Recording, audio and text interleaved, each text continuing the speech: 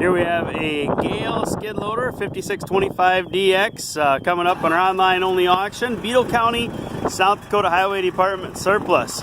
Doing a little video walk around. Jason's inside there running it. It fired right up. This will be on our online only auction. So you have to go to the computer, you have to bid at benmeyerauctions.com. He's going to raise it up. I'll just step back so you can see it there. This, I think it's 1996.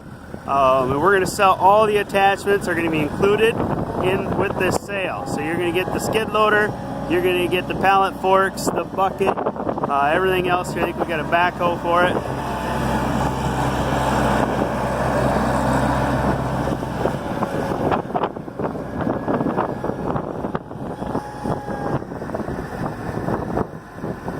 Alright, more information on the website. Be sure to read through everything.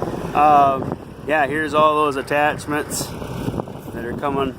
They're gonna be included. So we're gonna sell it as one complete unit. You're gonna get all of the attachments with it. And pretty simple. Just go to benmeyerauctions.com to place your bid. And go and place your bid today. And then, like I said, this is all Beadle County surplus items. And good luck bidding. Thank you.